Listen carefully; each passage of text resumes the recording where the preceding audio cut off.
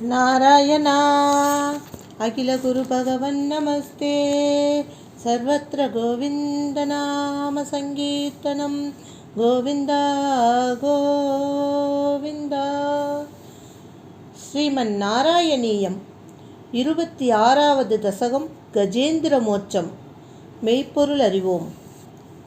பகவான் குருவாயூரப்பனிடம் மிக்க பக்தி கொண்ட இந்திரத்யும்னன் என்ற பாண்டிய நாட்டு அரசன் ஒரு சமயம் மலைய பர்வதத்திலே, அதாவது பொதிய மலையிலே பகவானுடைய பூஜையில் ஆழ்ந்த மனமுடையவனாக இருக்கையில் அதிதியாக, அதாவது விருந்தாளியாக அங்கு வந்த அகஸ்திய முனிவரை கண்ணெடுத்து பார்க்கவில்லை.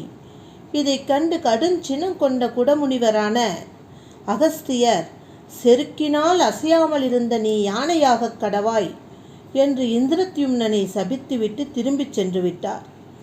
அம்மன்னவனும் பகவானுடைய நினைவு என்றுமே இருக்கும் பேறு பெற்ற கஜேந்திரனின் பிறவியை அடைந்தான்.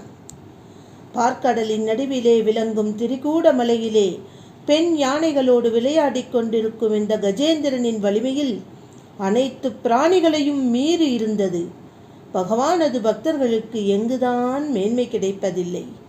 அந்த கஜேந்திரன் தனது இயல்பான வலிமையினாலும் தான் வாழும் தெய்வத்தன்மை பொருந்திய இடத்தின் பெருமையாலும் துன்பம் என்பதையே அறியாது இருந்தது.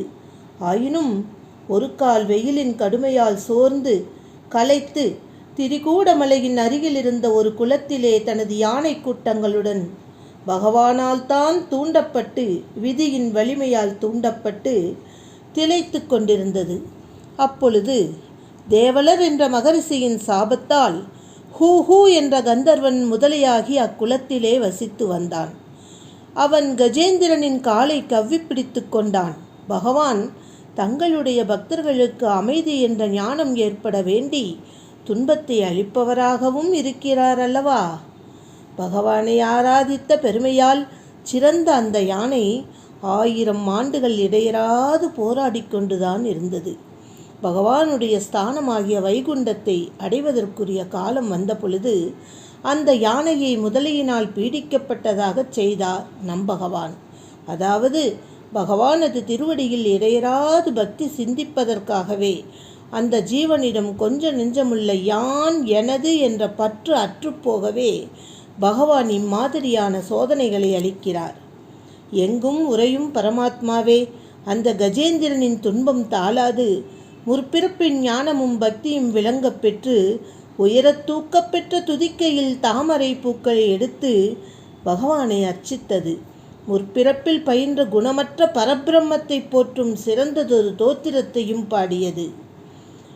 நிர்குண பிரம்மத்தை பற்றிய துதி முழுவதையும் செவியுற்ற பிரம்மா, சிவன் முதலியவர்கள் நானல்ல என்று கஜேந்திரனை காக்க வராமல் இருந்த பொழுது அனைத்திற்கும் அந்தர்யாமியாக விளங்கும் பகவான் குருவாயூரப்பன் அளவற்ற கருணையின் வேகத்தால் கருடனின் மேலேறி அந்த யானையின் முன் தோன்றினார். சர்வத்திர கோவிந்த நாம சங்கீர்த்தனம் கோவிந்தா கோவிந்தா. அந்த கஜேந்திரனை பகவானது தாமரை தடை கையால் பிடித்து கொண்டு சுதர்சன சக்கரத்தால் அந்த பெரிய முதலையை கிழித்தார். அப்பொழுது அந்த முதலை சாபத்திலிருந்து விடுபட்டு கந்தர்வன் ஆகிவிடவே அந்த யானையோ பகவானது சாரூபிய முக்தி அடைந்து விளங்கியது. நாராயணா அகில குரு பகவன் நமஸ்தே. உன்னையும் என்னையும் நினைத்து எவன் இச்சரித்திரத்தை விடியற்காலையில் கூறுவானோ அவன் மிக உயர்ந்த நன்மையை அடைவான் என்று கூறி அந்த கஜேந்திரனையும் அழைத்து கொண்டு வைகுண்டத்தை அடைந்தார் நம் பகவான் குருவாயூரப்பன். எங்கும் நிறைந்த குருவாயூரப்பா, உன்னுடைய சரிதத்தை கஜேந்திர மோட்சத்தை படிக்கின்ற வாய்ப்பு பெற்றேன். கேட்கும் எம் தோழிகள் அனைவருக்கும் உம்முடைய அருட்கடாட்சம் பரிபூர்ணமாக நிறைய பெற்று குருவாயூரப்பா உன்னுடைய உயர்ந்த நன்மையை நாங்களும் அடைய வேண்டும் என்று வேண்டி விரும்பி கேட்டுக்கொண்டு நாராயண பட்டத்திரியின் ஆசீர்வாதங்களுடன் இந்த தசகத்தை இனிதே முடிக்கின்றேன்.